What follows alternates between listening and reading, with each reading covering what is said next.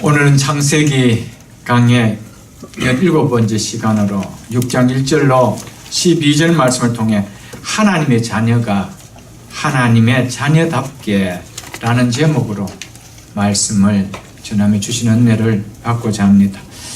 이 제목은 하나님의 자녀가 하나님 자녀답게 살 때, 혹은 하나님의 자녀가 하나님 자녀답게 살지 않을 때라는 두 가지 내용을 가지고 있는 말씀입니다. 답게라는 말보다 아름답게, 보기 좋게 여겨지는 말이 없을 것입니다. 그리고 우리의 마음을 기쁘게 해주는 말이 없을 것입니다. 아이가 아이다울 때, 자녀가 자녀다울 때, 부모가 부모다울 때, 그보다 조화로운 아름다움이 있을까요, 여러분들? 아이가 아이답지 못하고 어른 흉내내고, 어른이 어른답지 못하고 부모가 부모답지 못하고 어린애같이 행동한다라면 정말 꼴불견인 것입니다. 학생이 학생다울 때 아름답습니다. 성성은 성성다울 때, 답지 못할 때 추함을 우리가 보지 않습니까? 경찰은 경찰다워야 되고, 군인은 군인다워야 되고, 국회는 국회다워야 합니다. 그럴 때 아름답습니다. 다음이 답지 못하게 보일 때 우리의 마음을 슬프게 하지 않습니까? 성도 또한 성도다워야 합니다. 목사는 목사다워야 되고요, 장로는 장로다워야 되고요, 권사는 권사다워야 되고, 집사는 집사다워야 됩니다. 교회는 교회다워야 됩니다. 이와 반대로 다워야 할 것이 답지 못할 때 우리의 마음을 한없이 슬프게 만들 뿐 아니라 우리의 마음을 분노케 하게 되는 것이죠. 우리를 분노케 하는 것으로 끝난다라면 참으로 다행인데, 하나님을 분노케 만들기 때문에 그것이 더 큰 문제라는 것이죠. 하나님은 당신의 자녀들이 자녀답게 살지 않을 때, 당신의 피로 값주고 사신 교회가 교회답지 않을 때 하나님은 분노하십니다. 오늘 본문은 바로 이 메시지를 우리에게 주고자 하는 메시지입니다. 먼저 1절을 보십시오. 사람이 땅 위에 번성하기 시작할 때 그들에게서 딸들이 나니. 생육하고 번성하여 땅에 충만하라는 하나님의 말씀의 결과대로 사람들이 땅 위에 충만하기 시작하였습니다. 그런데 사람들에게서 딸들이 나니라는 이 말이 예사롭게 들리지 않을 것 같이 우리 눈에 기록되어 있습니다. 그 전에 딸들은 나지 않고 아들들만 낳았다라고 하는 의미로 들려지는 말은 아닐 것입니다. 그렇다면 어떻게 사람들이 땅 위에 충만하게 번성할 수가 있었겠습니까? 딸들이 낳기 때문에 번성할 수가 있어서 땅 위에 사람들이 번성하기 시작할 때 이렇게 이야기하고 있습니다. 그러므로 그들에게서 딸들이 나니, 이 말은 문자적인 의미로 받아들일 수 있는 그런 말씀이 아닙니다. 여기서 딸들이 낳았다라는 말은 2절에 딸들의 아름다움과 연결지어야만 이해되는 말입니다. 그래서 딸들의 아름다움과 연결지어서 딸들이 낳았다라는 이 말입니다. 성경은 왜 갑자기 여자의 아름다움이라는 말을 강조하고 있을까요?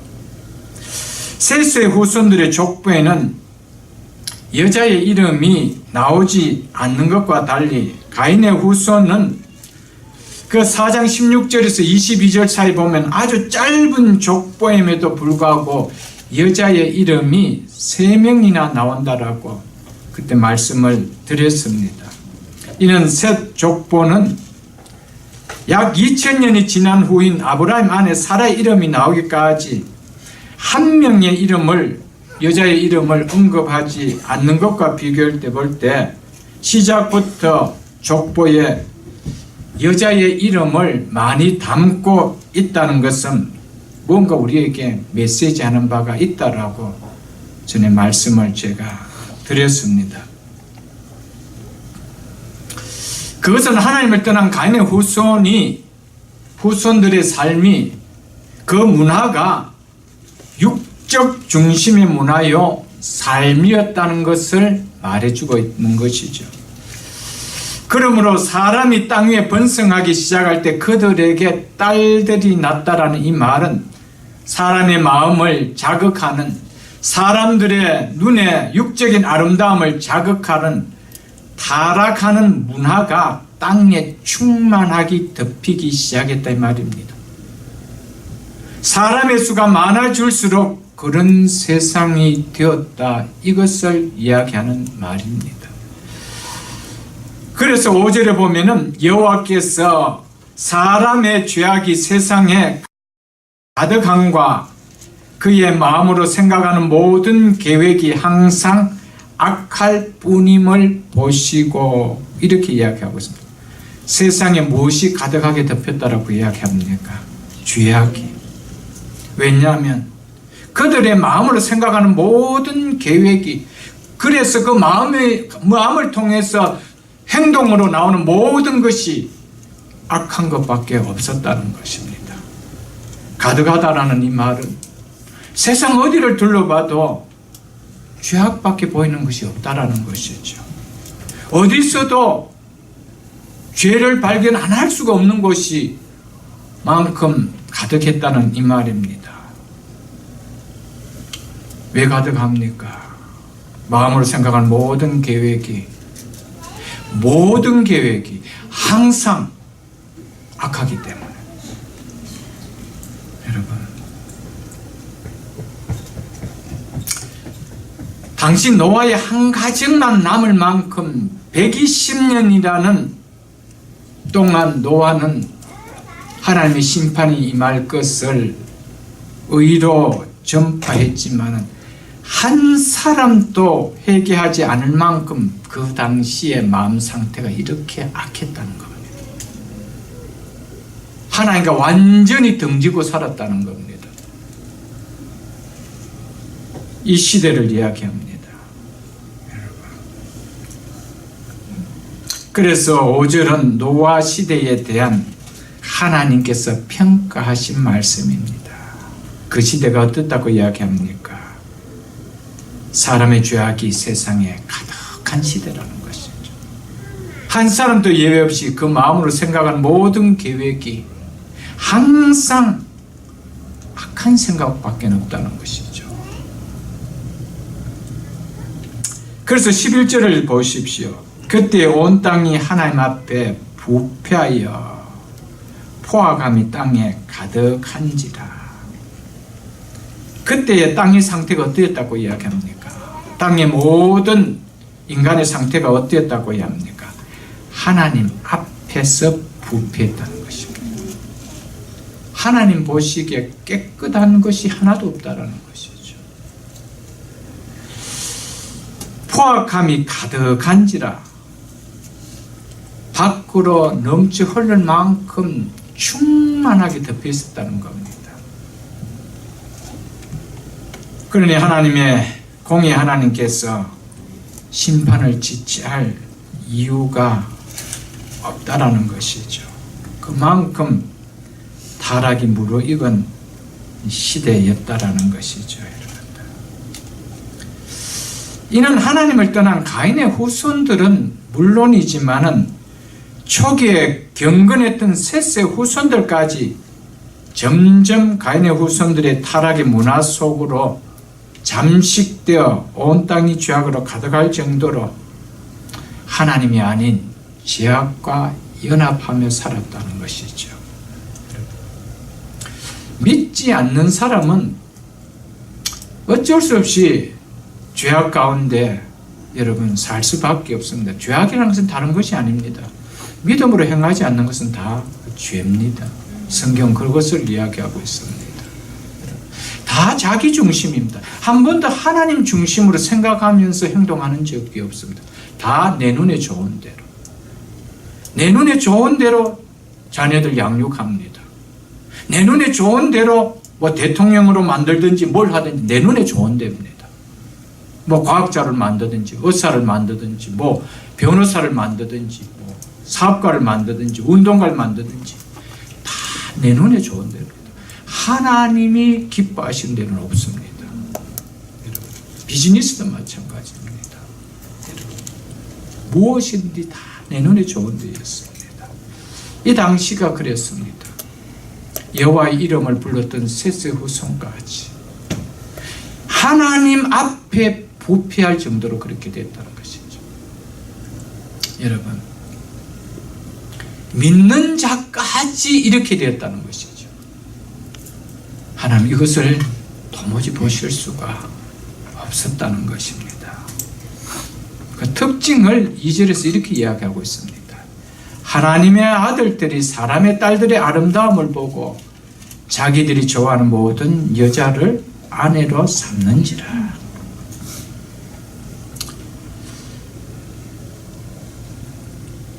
이런 표현에서 죄송합니다. 만일 법이 없다라면 이 성경 구절은 너무 좋을 겁니다. 모든 남자나 모든 여자들에게.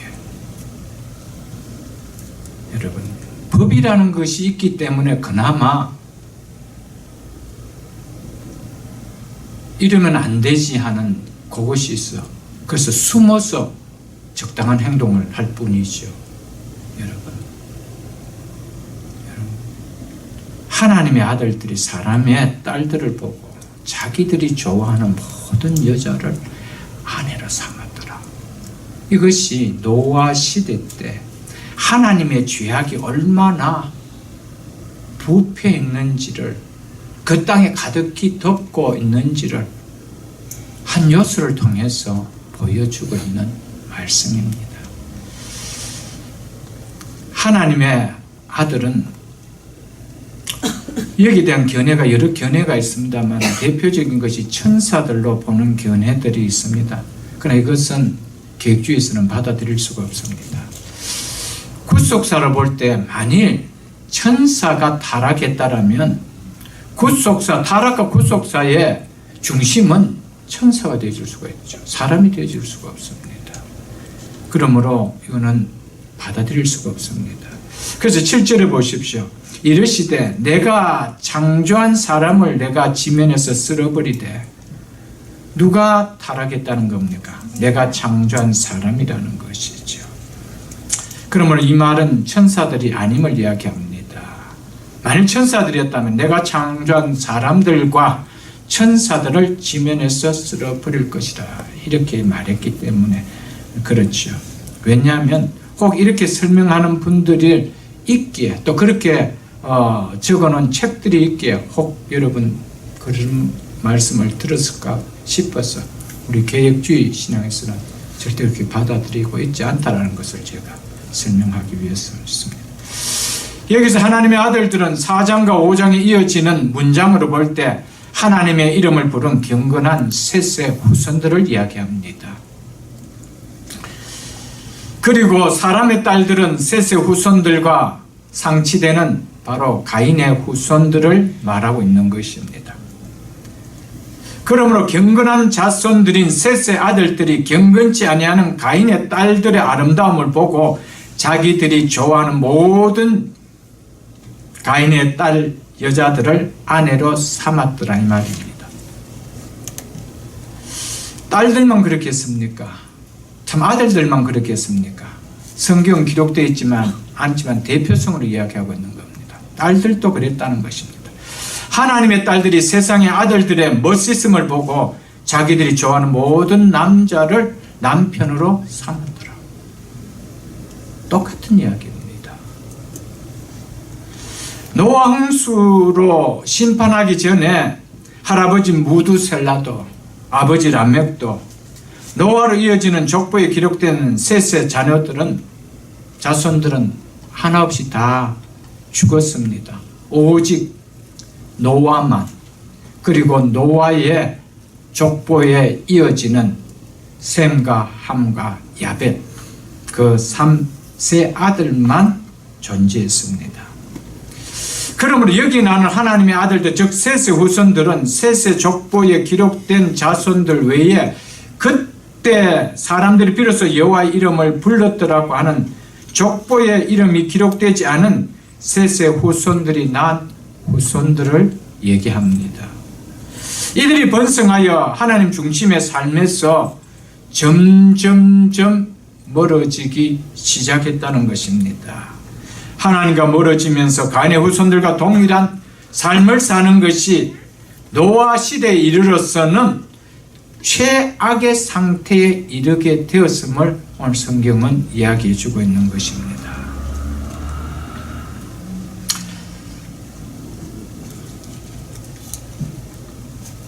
하나님과 멀어지는 삶을 드러내는 특징 중에 하나를 가장 대표적으로 성경은 사람의 딸들의 아름다움을 보고 자기들이 좋아하는 모든 여자를 아내로 삼았더라라는 이것으로 대변해 주고 있습니다. 이는 하나님의 자녀라 칭함을 받는 자의 삶이 더 이상 믿음의 원리에 지배받는 삶이 되지 않았다 이 말입니다. 어떤 부분에서도 믿음의 원리에 지배받는 삶하고는 멀어졌다는 것입니다. 뭐에 지배받는 삶이라는 겁니까? 자기 자신이 주인되어서 사는 그 삶의 지배되어서 산다는 것이죠. 즉 내가 주인되어서 사는 삶이라는 겁니다. 내가 좋으면 다 된다는 겁니다. 내 눈에 좋으면 된다는 겁니다. 내 육신이 좋으면 된다라는 것입니다.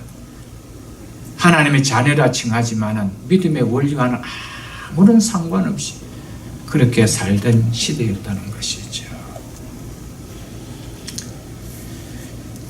여자들의 아름다움을 보고, 이 말은요 단순히 민 얼굴을 보고 아름다움을 봤다라는 이야기가 아닙니다.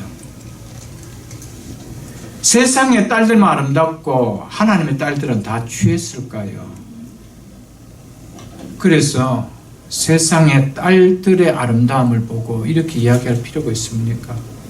여러분, 믿는 자들 중에서도 아름다운 사람 너무 많습니다. 여러분, 어떻게 세상의 사람들만 다 아름답습니까? 이 의미는요, 세상 문화로 치장한 그 모습이 아름답게 느껴졌다 이 말입니다. 이제는 믿는 자들 눈에조차도 세상 문화가 좋았더라 이걸 이야기합니다. 그게 너무 아름답게 느껴지더라는 거예요.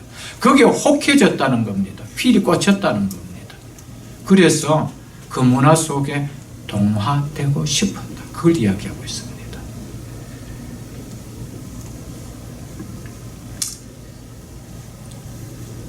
하나님의 문화보다 세상 문화가 훨씬 더 매력적이었다는 것이죠. 성적 매력을 갖게 하는 화려한 화장과 육체의 잣대를 드러내기 위하여 꾸민 그 매력적인 아름다움, 그것이 눈에 들어오기 시작했다는 것이죠.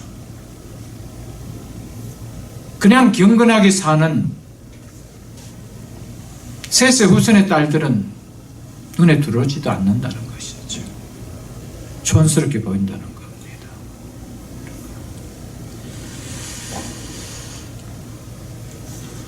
믿음의 눈이 아닌 오직 육적인 눈에 좋게 보이는 안목의 정욕과 육신이 끌리는 육신의 정욕을 쫓아 가장 경건하게 서야 될 가정과 이제는 경건한 후손들을 낳아야 될 자녀들까지도 내 눈에 좋은 대로 취하며 세우고 낳았다는 것, 그 이야기합니다. 하나님께서 이어가야 될, 하나님의 도성을 세워가야 될, 하나님의 문화를 세워가야 될 그 후손들에 대해서 어떤 생각도 없었다는 겁니다. 여러분, 자녀들 우리의 때는 예수 믿지 않고 결혼을 그렇게 했다 할지라도 우리의 자녀들은 그렇게 결혼시켜서는 안 됩니다. 결혼은요, 믿음의 후손들을 이어가는 겁니다. 그래서 그 후손들을 통하여 하나님의 도성을 세워가는 겁니다. 그런데 어떻게 하나님의 도성을 세우는 그 일에 여러분, 셋의 후손들이 가인의 후손들과 혼합 결혼을 할 수가 있느냐는 것입니다.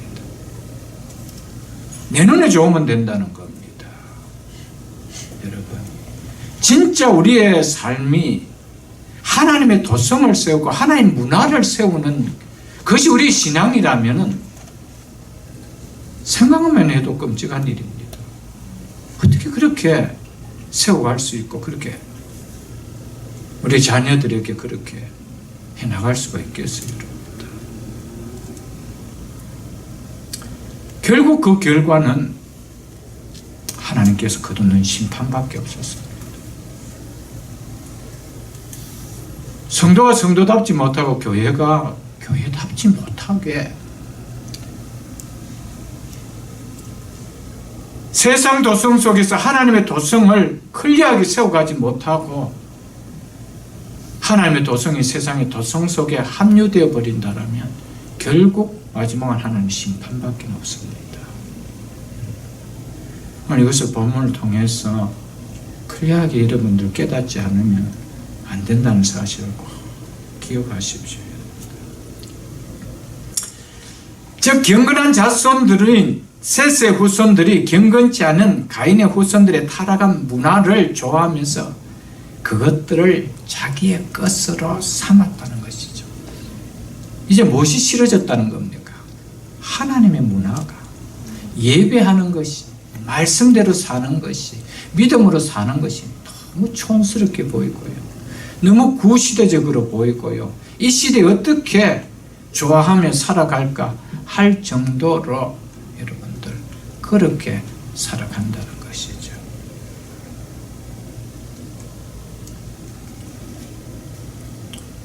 우리 둘째가 학교를 가서 학교 친구들을 만나고 이러는데 어떻게 하다 어떤 이야기를 좀 나누다가 난 그렇지 않아서 그렇지 할 수 없다라고 이야기하니까, 그래서 어떻게 세상을 살아갈 수 있느냐고 그렇게 이야기를 하더랍니다. 여러분, 저는 그것이 영광으로 생각합니다.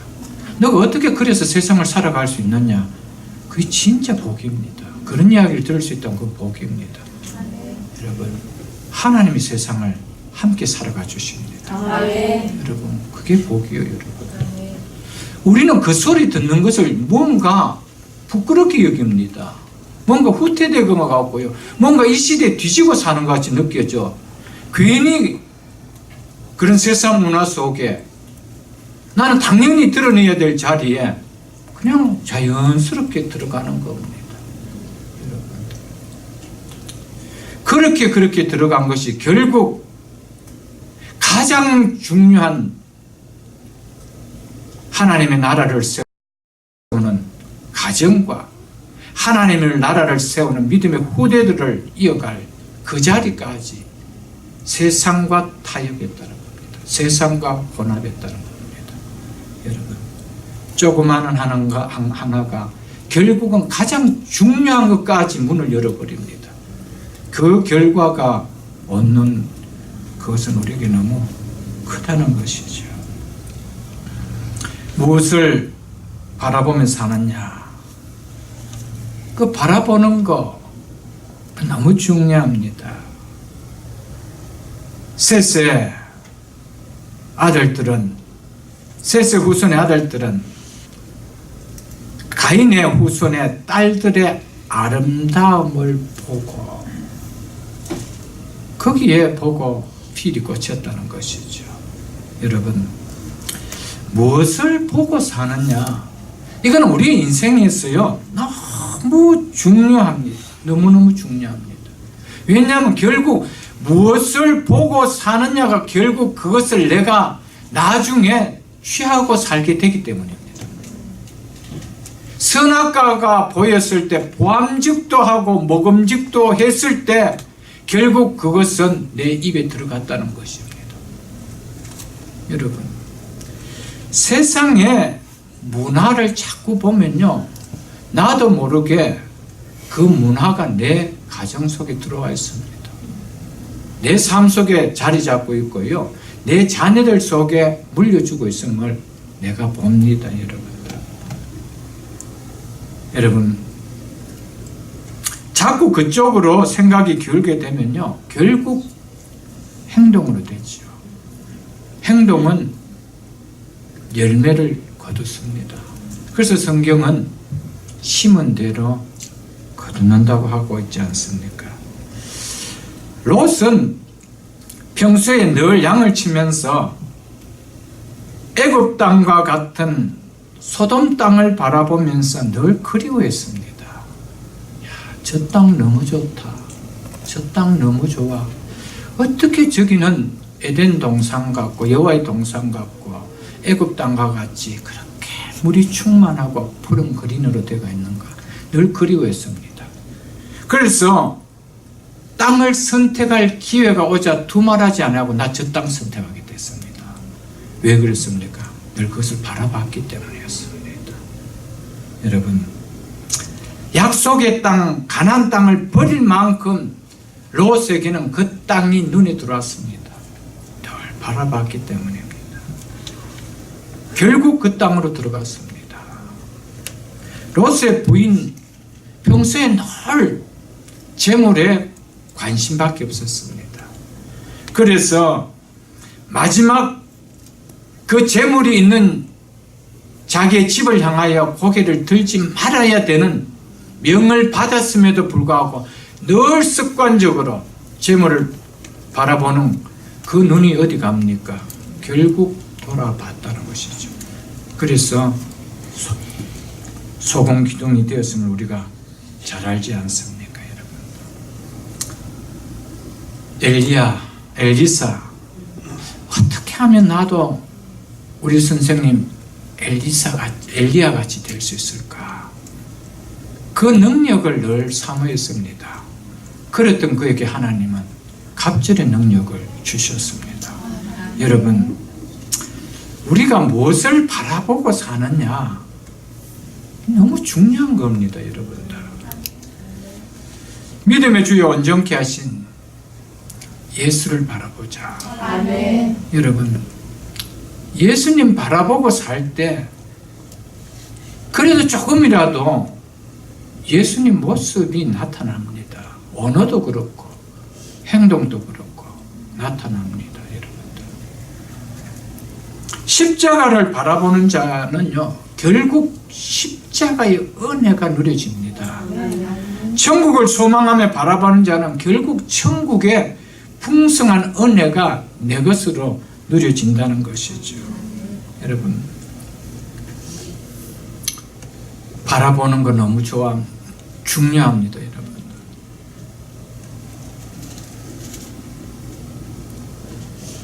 늘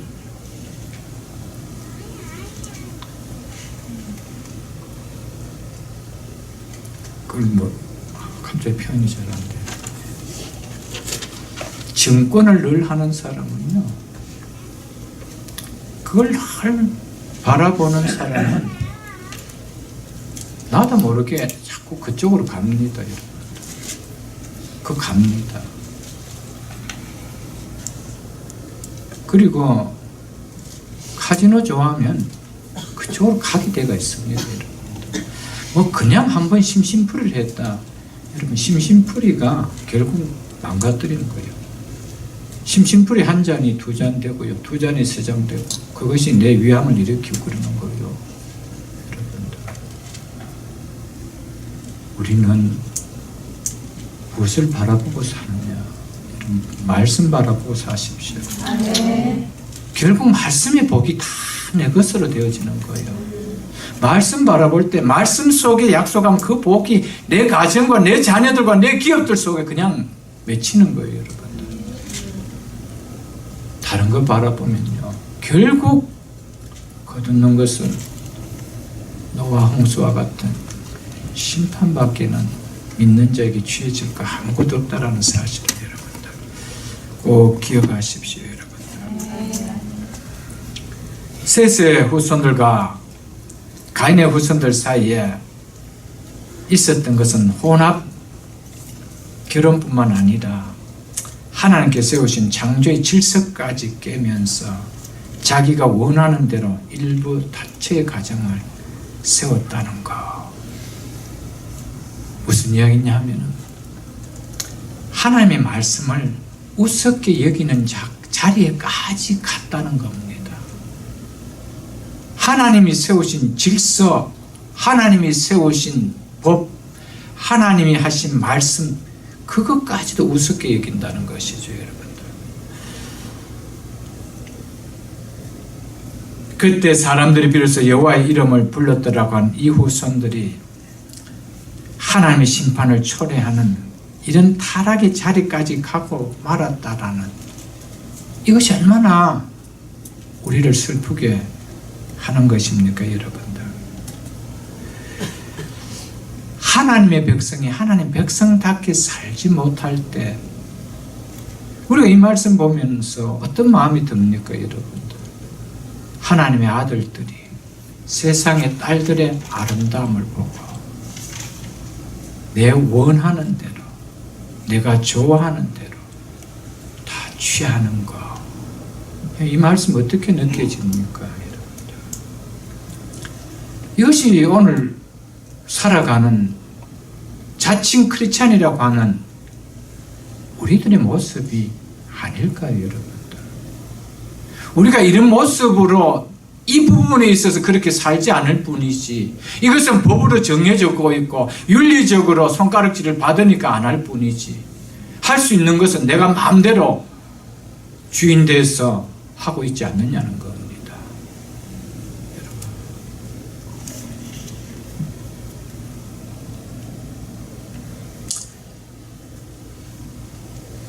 그래서 11절 12절에 보면은 그때 온 땅이 하나님 앞에 부패하여, 자기 앞에 아닙니다. 자기 앞에는 다 잘 살고 있다라고 이야기할 것입니다. 나는 저 집 사람보다는 깨끗하게 살아 그럴 것입니다. 여러분, 우리의 신앙은 코람되옵니다. 하나님 앞입니다. 하나님 앞에 내가, 말씀 앞에 내가 부패했다라면 부패한 거예요. 그때 온 땅이 하나님 앞에 부패하여 포악함이 땅에 가득한지라. 하나님이 보신즉 땅이 부패하니. 여러분, 하나님이 보실 때, 여러분과 저를 보실 때, 우리 가정을 보실 때, 우리의 기업을 보실 때, 우리의 자녀들을 보실 때 뭐라고 이야기할까? 여러분 한번 생각해 보십시오. 하나님이 보신즉 부패하였구나. 경건의 모양만 있지 경건의 능력이 없구나. 여러분, 정말 신앙은 좀 두려움이 필요한 것 같아요. 왜 우리가 마음대로 살아갑니까? 하나님이라는 존재 자체에 대한 두려움이 없기 때문에 그래요. 두려움이 없어요. 여러분, 신앙은 경건함에서 출발합니다.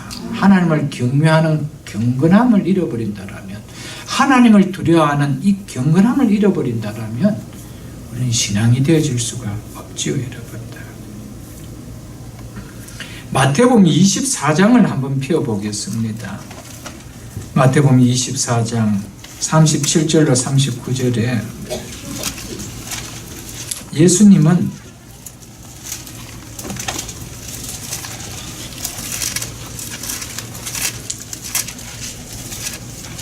이런 노아 시대가 아닌 노아 시대를 훌쩍 넘어 거의 3000년 세월이 훌쩍 넘은 그 시대에 와서도 동일하게 이야기합니다.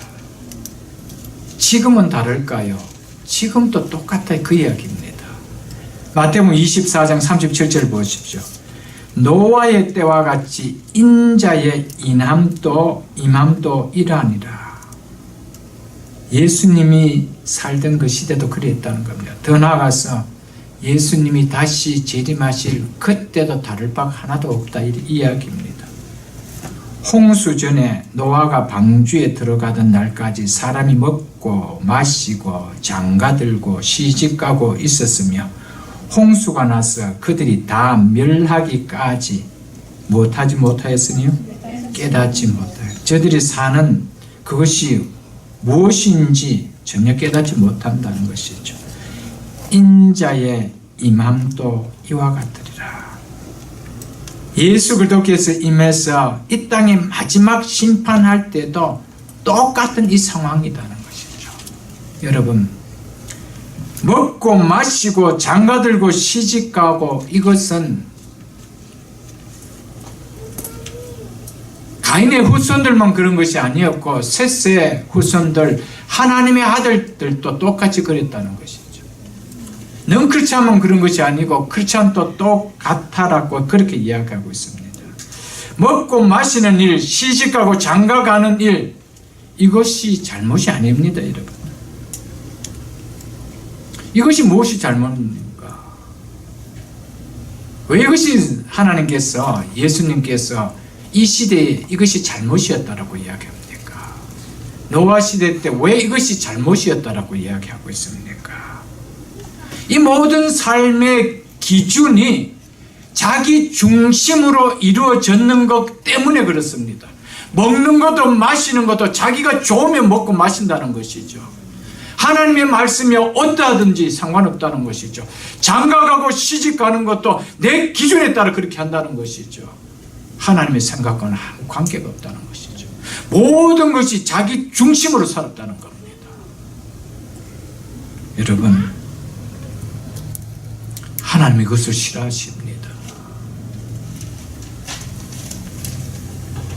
자기 중심은 결국 육적 즐거움밖에 없습니다. 자기 몸 하나 즐기는 것, 그거 편하게 하고 그거 유쾌하게 하는 것, 그거 하나밖에 없습니다. 그래서 그들이, 여호와 이름을 불렀던 그들이 가인의 딸들의 아름다움에 취해서, 그 문화에 취해서 그들에게 피리 꽂혀서 언약의 백성들을 이어갈 후손들을 이을 생각은 하지 않냐고 혼합했다는 것이죠. 오늘 이 시대는 그렇지 않나요, 여러분들? 정말 하나님의 도성을 세워나가기 위한, 그런 가정들을 이루고 가기 위한 그런 결혼관이 믿는다고 하는 젊은 세대에 얼마나 있을 것 같아요, 여러분들? 이 가정을 통하여 하나님의 도성을 세우고 믿음의 후대들을 이어가야 되겠다는 이 개념을 가지고 결혼하는 젊은이들이 얼마나 교회 안에 있을까요, 여러분들?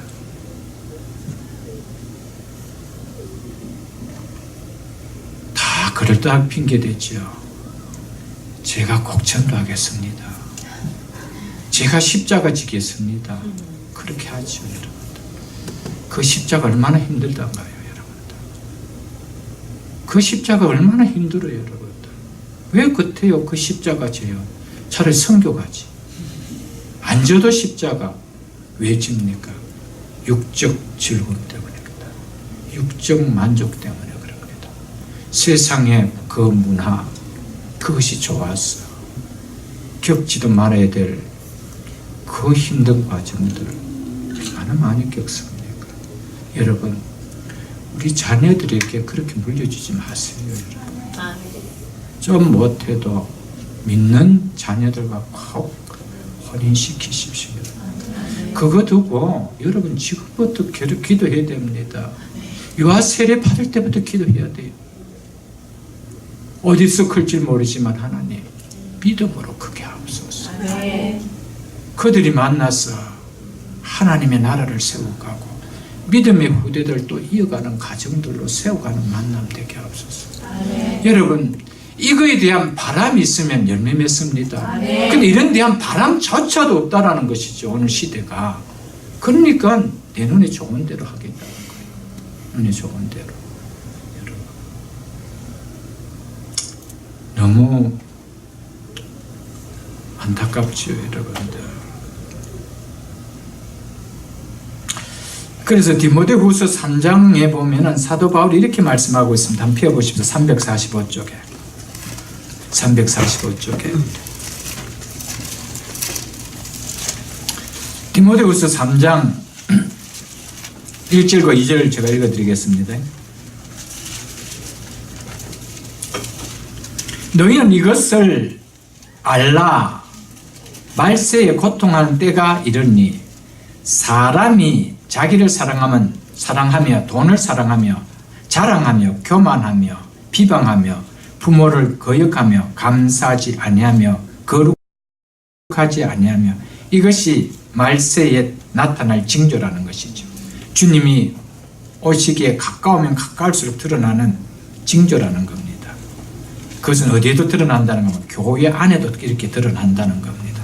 그래서 지금 안 믿는 사람을 향해서 이야기하는 것이 아니고 디모데, 목회하고 있는 디모데에게 너 목회할 때 이것을 꼭 기억하고 목회라고 지금 전하고 있는 것입니다. 그 다음에 4절 보십시오. 4절 후반부 보십시오. 쾌락을 사랑하기를 하나님 사랑하는 것보다 더하며.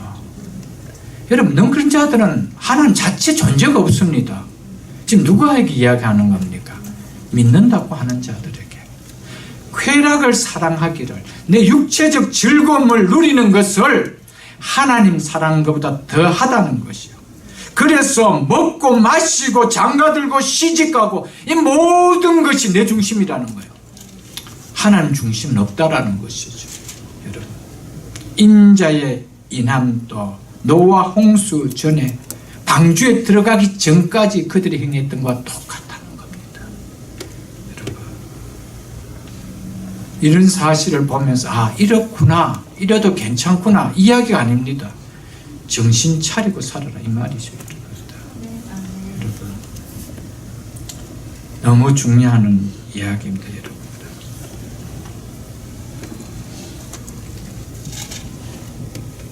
우리는 어떠한 일이 있어도 하나님보다 더 사랑해서 취하게 되면은, 말씀보다 내 생각이 더 앞서서 취하게 되면은 반드시 거기에 대한 후회함을 깨닫는 날은 옵니다. 하나님의 백성이 맞다라면 하나님 깨닫게 합니다. 그것을 통해서 그래 했던 것에 대해서 회개하게 하십니다. 그 다음부터 하나님은 부어주시는 은혜가 다르지요, 여러분들. 다르다는 것이죠. 여러분, 믿는 성도는 하나님의 시각으로 세상을 볼 줄 알아야 됩니다. 말씀의 시각으로 세상을 좀 볼 줄 알아야 됩니다. 여러분, 믿음의 가치관으로 세상을 좀 살아갈 줄 알아야 됩니다. 여러분, 분명히 그것을 선택하고 그 가치관을 붙들고 살아갈 때는 손해보는 것 같습니다. 분명합니다. 저도 그것을 너무나 많이 느낍니다. 왜 이렇게 해야 되지? 이렇게 안 하면 얼마든지 조금 이지하게 갈 수 있는데 할 때가 있습니다. 그러나 하나님은 미련스럽게 그렇게 하는데 하나님은 엄청난 은혜로 이끌어 간다는 것입니다. 시간이 가면 갈수록 정말 그 길을 잘 선택했구나, 그렇게 양육한 것이 잘했구나, 이것이 그냥 열매로 보여진다는 것입니다. 여러분, 잠언 14장 12절에 보면요, 어떤 길은 사람이 보기에 바르나 필경은 사망의 길이라고 이야기하고 있습니다.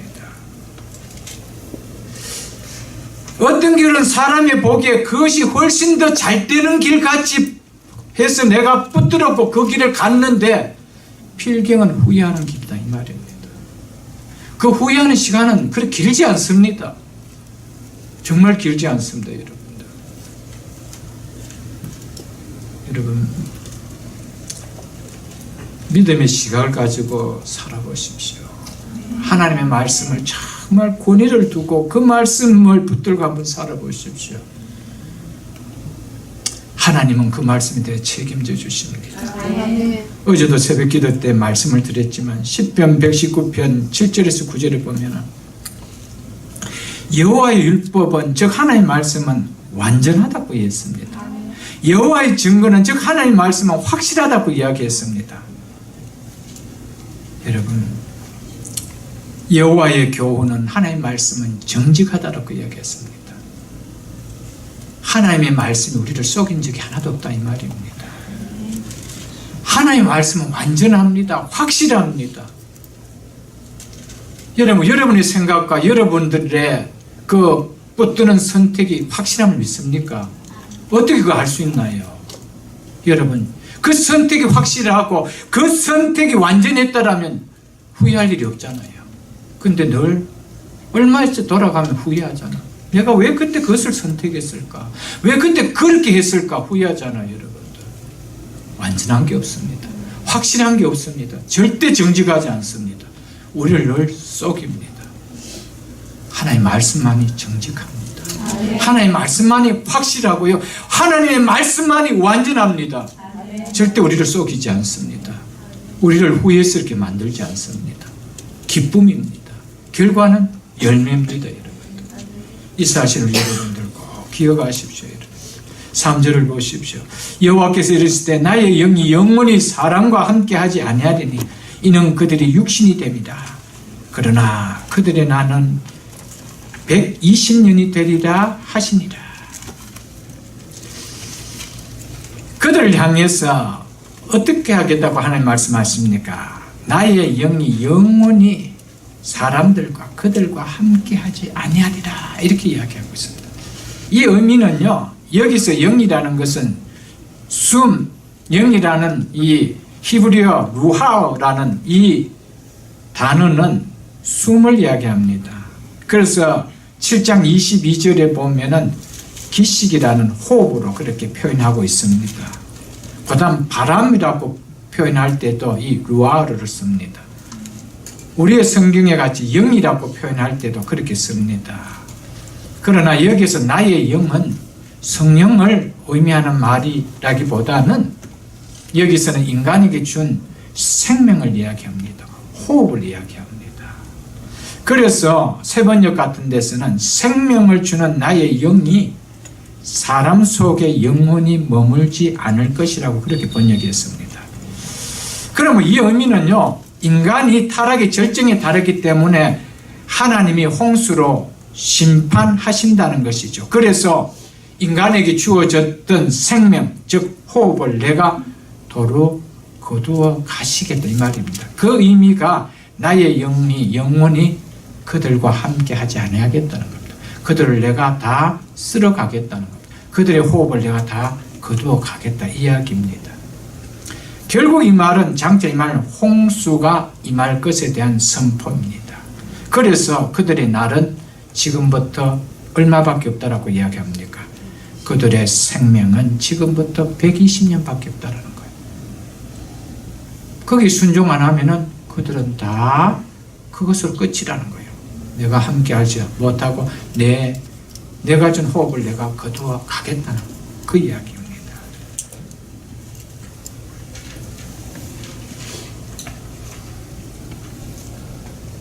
그래서 17절에 보십시오. 내가 홍수를 땅에 일으켜 무릇 생명의 기운, 즉 생명의 호흡, 이 단어가 아까 이야기했던 나의 영 할 때 영이라는 루아흐 이 말입니다. 그래서 새벽령에서는 생명의, 즉 살아 숨쉬는 그렇게 번역해 놨습니다. 살아 숨쉬고 있는 모든 육체를 천하에서 멸하리니 땅에 있는 것들이 다 죽으리라. 왜 하나님께서 주셨던 생명, 그 호흡을 홍수 심판으로 이렇게 다 거두어 가신다고 이야기합니까? 3절 중반절 보십시오. 이는 그들이 육신이 되었기 때문이라는 겁니다.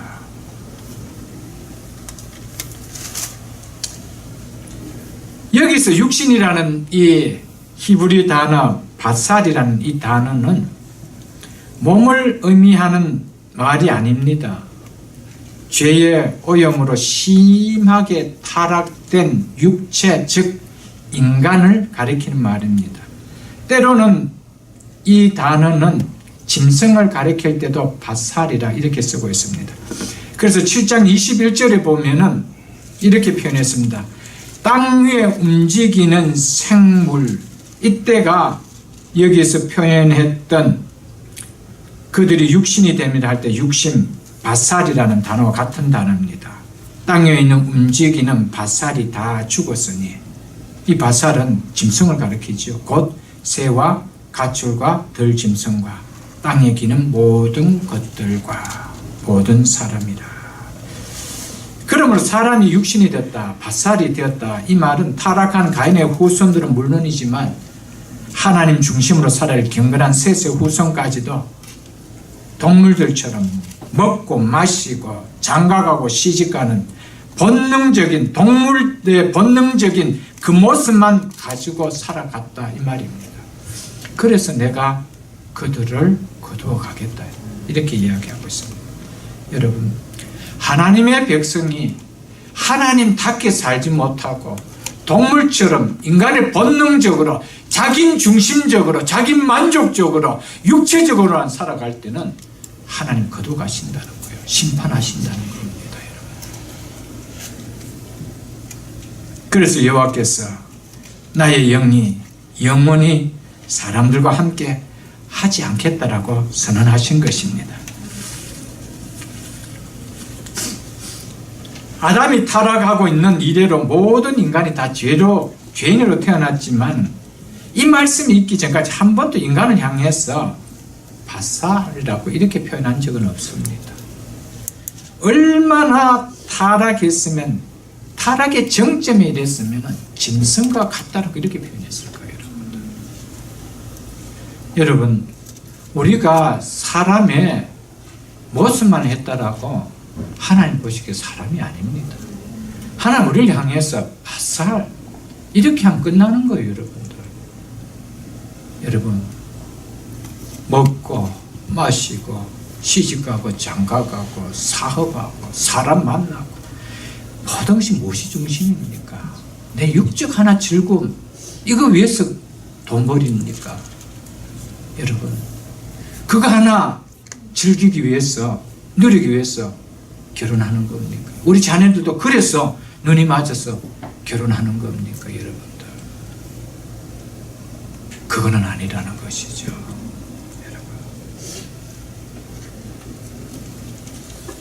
우리는 그렇게 바살,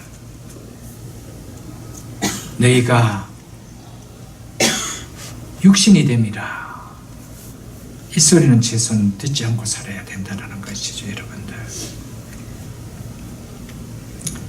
여러분, 타락이라는 말은요, 높은 곳에서 떨어지는 것을 가리켜서 타락이라고 이야기합니다. 여러분, 하나님의 백성 존귀한 자입니다. 이 하나님의 백성이 땅의 삶으로 떨어지는 것, 이것이 타락이라고 성경이 이야기합니다. 셋의 후손, 하나님의 아들들이 사람의 딸들처럼 땅에 떨어지는 그 삶, 그것을 가리켜서 타락이라고 이야기합니다, 여러분들. 여러분, 이것이 구별되지 않는 것, 세상의 삶과 하나님 백성의 삶이 구별되지 않는 것, 이것이 타락입니다. 여러분, 성도라는 단어의 의미를 우리는 분명히 깨닫고 살아야 됩니다. 성도는 거룩한 무리를 가리켜서 성도라고 이야기합니다. 거룩함이라는 구약의 개념은 구별됨을 이야기합니다. 구별된 무리라는 것입니다. 그래서 고린도전서 1장 2절에 보면은 교회를 정리하기로 어떻게 정리를 했냐면은 그리스도 예수 안에서 성도라 부르심을 입은 모임을 가리켜서 교회라고 이야기하고 있습니다. 그리스도 예수 안에서 성도라, 구별된 무리라고 이렇게 부르심을 받는 이 모임을 가리켜서 교회라고 이야기한다는 것이죠. 그래서 헬라어로서는 교회를 가리켜서 에클레시아라고 이야기합니다. 뭐뭐로부터 불러내음을 받은 사람이라는 것입니다. 즉 우리는 무엇으로부터 불러내음을 받은 사람이라는 것일까요? 죄에서부터, 세상으로부터, 죽음으로부터 불러내어서 그런 불러내음을 받은 자들이 모인 공동체를 가리켜서 교회라, 에클레시아라 그렇게 이야기한다는 것이죠. 여러분, 구분됨이 없는 것, 이것이 타락입니다. 여러분, 성도는 정말 구별되게 살아야 됩니다. 세상 속에 살지만은 우리는 이 세상의 도성 속에 살지만 이 도성 속에서 하나님의 도성으로 사는 구별됨이 있어야 된다는 것이죠. 이것이 성도라는 겁니다. 이것이 교회라는 것이죠, 여러분. 그래서 예수님은 우리를 향해서, 성도를 향해서, 성도가 모인 교회를 향해서 너희는 세상의 소금이니 너희는 세상의 빛이라고 그렇게 말씀했습니다. 소금이라는 것은 구별되었다는 겁니다. 부패한 것을 부패하지 않도록 방지해주는 구별되는 물건이라는 것이죠. 성도는 바로 그렇다는 겁니다. 부패한 속에 들어가서 같이 부패하는 자가 아니라는 겁니다. 성도는 어둠 세상에 가서 같이 어둠에 동화되어 버리는 빛을 꺼뜨리는 자가 아니라 어둠을 밝히는 빛이라는 겁니다. 여러분, 그래서 요한계시록 1장 20절에 보면은 예수님께서 친히 교회를 가리켜서 촛대라고 그렇게 표현을 했습니다. 금촛대로 표현했습니다.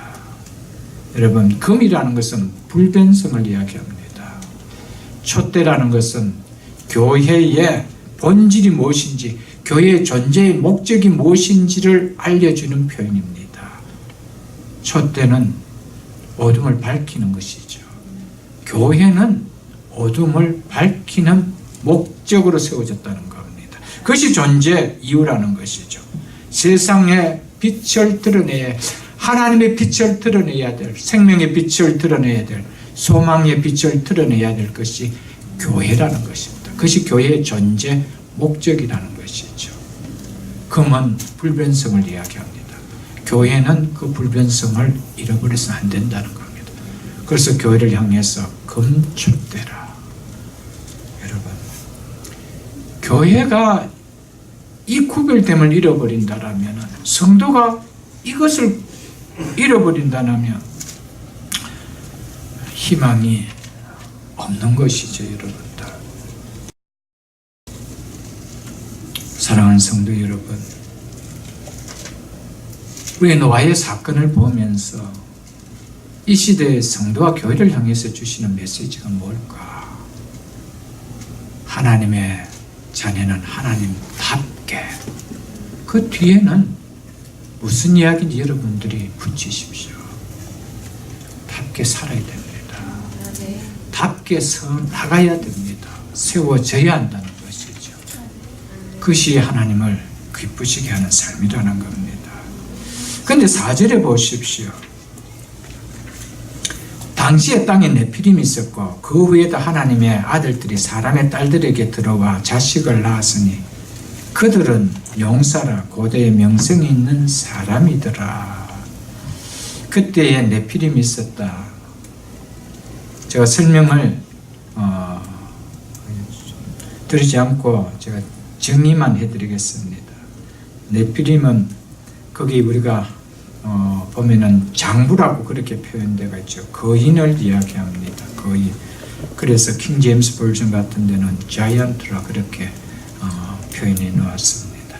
근데 거인이지만은 이 거인은 이 네피림이라는 이 뜻은 네피림이라는 이 단어는 떨어지다, 넘어뜨리다라는 이 나팔이라는 이 단어에서 파생된 말이기 때문에 누구를 떨어뜨리고 누구를 넘어뜨리는 일을 하는 거인이라는 것이죠. 그 힘이 있으니까 무법적으로 남포크처럼 침략군처럼 남을 넘어뜨리고 쓰러뜨리는 이런 자들이 많았다는 겁니다. 즉 무엇입니까? 하나님 말씀이 없다라는 것이죠. 힘을 가지고 모든 것을 이끌어가는 그런 시대였다라고 이야기합니다. 그래서 우리가 잘 아는 민수기 13장 33절을 보면은 출애굽기 그 시대 때 광야를 지나던 그때에 거기 네피림 후손의 아낙 작손의 거인을 보았으니 우리는 스스로 보기에도 메뚜기 같으니 그렇게 이야기하고 있습니다. 무슨 이야기입니까? 거인을 봤다라는 것이죠. 너무 큰 자를 봤다라는 겁니다. 마치 그때에 이야기한 창세기 이야기하던 그 네피림과 같은 거인들을 우리가 봤는데 그들에 비하면 우리가 메뚜기 같다 그렇게 표현했다는 것이죠. 그것이 중요한 것이 아니고 그 후에도라는 이 말이 중요합니다. 그 후에도라는 이 말은 뭡니까? 그들의 날은 120년이 되리라.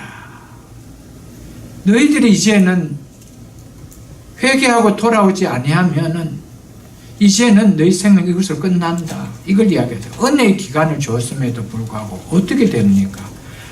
그러면은 이렇게 살아야 되지. 이렇게 해야 되는 거 아닙니까? 그 이야기를 듣고도 그 후에는 어떻게 했대요? 하나님의 아들들이 사람들의 딸들에게 들어와서 여전히 자식을 낳았대요. 이게 중요합니다, 여러분. 그 후에도. 여러분과 저희는 어떻습니까? 수없이 하나님 말씀 들었을 겁니다. 그 말씀 들으면 그 후에는 어떤 달라짐이 있느냐는 겁니다. 여러분, 하나님 말씀 1.16도 틀린 말씀 없습니다. 120년 이후 노아 600세 되던 그해 그 땅을 다 덮어버렸습니다. 여러분, 하나님의 말씀을 우습게 여기면 결국 하나님의 말씀을 우습게 여긴 그 결과를 내가 맛보는 거예요. 다른 거 아무것도 없습니다. 그래서 성도는 하나님의 말씀을 높이 받들어야 됩니다. 절대성을 두고 살아야 된다는 것을 우리에게 각인시켜주고 있는 말씀입니다. 왜 그들이 그러면서도 여전히 하나님의 말씀을 우습게 여기면서 여전히 가인의 후손의 아들들이 셋의 후손의 아들들이 가인의 후손의 딸들과 여전히 하나님의 경고가 있으면서도 그렇게 결혼을 하고 자손들 놓습니까? 저 자녀들이 누구였대요? 용사고 고도의 명성 있는 사람이었다. 이것 때문입니다. 세상적으로 너무 괜찮다는 거예요. 세상적으로 명예를 얻을 수 있다는 거예요. 세상적으로 내가 누리는 것이 있다는 거예요. 세상적으로 너무 좋다는 거예요. 여러분, 이거에 혹간다는 거예요. 여러분과 저는 어떻습니까? 무엇 때문에 하나님의 말씀을 여러분 그렇게 순종하며 살지 않고 있습니까? 요 맛 때문입니다. 이렇게 하는 것이 훨씬 더 명성이 있는 자를 얻는 것 같고 명성이 있는 기업을 내가 일굴 것 같고 그런 생각이 막 들어요. 말씀에 순종했다가는 정말 구멍가게도 못 차릴 것 같고 그렇게 결혼시켰다가는 우리 아들, 딸들이 다 고생만 할 것 같이 보이고 그래서 이것이 눈에 들어온다는 거예요. 이것이 눈에. 그들은 용사라. 명성 있는 사람이더라. 왜 하나님의 말씀을 우습게 여기고 세상의 가치관들을 가지고 우리 자녀들 교육시킵니까? 이 맛 때문입니다. 이것을 내가 맛볼 것 같고요. 이것을 내가 붙들 수 있을 것 같고 이것 때문입니다. 여러분, 이건 너무 좋아하면 안 됩니다. 여러분, 하나님 앞에서 유명한 자 되십시오. 하나님 앞에서 우리는 영웅이 되어야 됩니다. 하나님이 기뻐하는 자의 사람이 되어주세요. 세상적으로 아무리 영웅 되어 보십시오. 세상적으로 아무리 명성을 떨치는 사람이다 하더라도 하나님 심판대 앞에서 나는 너를 모르겠다고 쓸어가 버린 인생이라면 그 인생이 무엇이 의미가 있나요, 여러분들? 여러분, 그런데 오늘 교회 안의 성도들도 교회도 이 네피림에 맛이 들었어요. 이 용사가 되고 이 명성을 넘는 이 네피림에 맛이 들어버렸어요. 그래서 큰 것을 좋아하고 많이 갖는 것을 좋아하고 높아지는 것을 좋아하고 유명해지는 것을 좋아하고 있다는 것이죠. 하나님의 앞이 아니고 세상 앞에서. 여러분 저희 삶 속에는 이런 모습이 없는지 돌아보십시오. 그래서 여전히 말씀을 듣고도 그 후에도 이 매력 때문에 이 맛 때문에 못 놓고 여전히 하나님의 말씀보다는 내 생각을 앞세우고 그렇게 살아가고 있지 않은지 너무 중요한 단어입니다. 그 후에도 사랑하는 성도 여러분, 우리에게는 그 후에도라는 것이 달라짐을 보여주는 삶이 되기를 축복합니다. 이제는 하나님 앞에서 어떻게 살까? 하나님 앞에서 영웅의 삶을 사는, 하나님 앞에서 믿음의 히브리서 11장 믿음장에 들어간 믿음의 영웅들처럼 그 삶을 사는 우리 삶이 되어야 되지 않겠냐는 것이죠. 마지막 6절 말씀을 보고 말씀을 오늘 마치도록 하겠습니다. 땅 위에 사람을 지었음을 한탄하사, 한탄했다는 후회했다는 겁니다. 몹시 슬퍼했다는 겁니다. 한탄하사 마음에 근심하시고, 하나님께서 이 모습을 보시고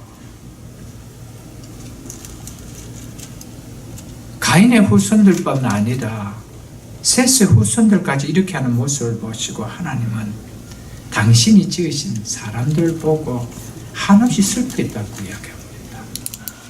한없이 후회하고 마음을 근심했다고 이야기하고 있습니다. 이것은요, 하나님은 변개할 수 없는 하나님이기 때문에 당신이 보시기에 좋았더라고 하신 그분이 후회하실 이유는 없습니다. 이것을 기록한 모세가 인간의 마음을 하나님의 마음으로 지금 표현하고 있는 겁니다. 하나님의 마음이 이렇다는 것이죠. 그러니까 결과적으로 어떻다는 겁니까? 쓸어버린다는 거예요. 홍수 심판으로 다시 출발한다는 겁니다. 누구를 통해? 노아 한 사람을 통해 다시 출발하고 싶다라는 거예요. 여러분, 여기서 중요한 메시지는요, 이겁니다. 여러분과 저를 보실 때, 우리의 가정을 보고 우리의 기업을 볼 때, 우리 속에 마음에 담고 있는 그런 계획들과 그런 꿈들을 볼 때 하나님 보시기에 슬퍼하는 마음은 아닌지 보라는 거예요.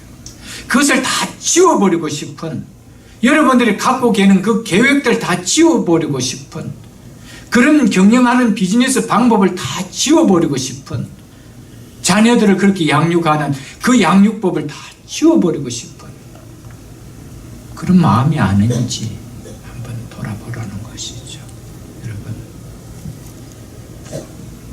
그런데 8절에 보면은 그러나 노아는 여호와께 은혜를 입었더라.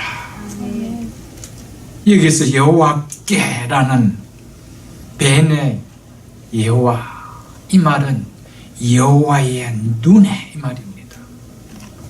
여호와의 눈에 들어와서 은혜를 입게 되었다, 이 말입니다. 여러분, 하나님의 눈에 들어올 때 은혜를 입습니다. 그 당시에 모든 사람은 자기의 소견대로 내 중심에 내가 주인 되어서 살아갈 때 노아는 어떻게 해서 하나님 앞 눈에 들어서 하나님의 은혜를 입는 자가 되었다라고 성경은 이야기하고 있습니까? 그 9절에 보면은 그는 하나님과 동행했기 때문이라는 것이죠. 그것이 하나님의 눈에 들어왔다는 겁니다. 그러니 하나님의 은혜를 안 입을 수가 있나요, 여러분들? 말씀 맺겠습니다. 사랑하는 성도 여러분, 이 부분 다음 시간에 또 한 번 더 회담에서 설명하기 때문에 여기서 제가 접겠습니다. 사랑하는 성도 여러분, 우리는 하나님의 자녀입니다. 하나님의 자녀는 하나님의 자녀답게 살아야 됩니다. 누구처럼? 노아처럼.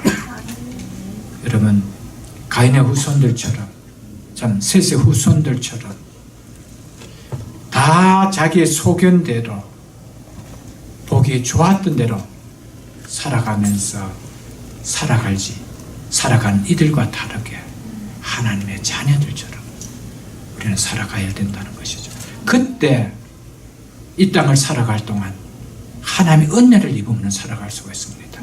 하나님의 은혜가 그다져 버리면 우리는 살아갈 방법이 없습니다. 여러분들이 아무리 힘쓰고 애쓰고 노력하고 성실하게 살아가 보십시오. 하나님이 루하마, 하나님의 긍휼을 거둬가시면, 루하마를 거둬가시면 끝입니다. 하나님의 은혜를 거둬가시면 끝입니다. 하나님의 은혜가 임해야 됩니다. 너와 같이 하나님의 눈에 들어서 하나님의 은혜가 임해지는 이런 삶이 되고, 어떠한 일이 있어도 우리는 성도답게 살아가고 교회답게 세워가는 그런 모든 새벽 이슬 성도 다 될 수 있기를 주님의 이름으로 축복합니다.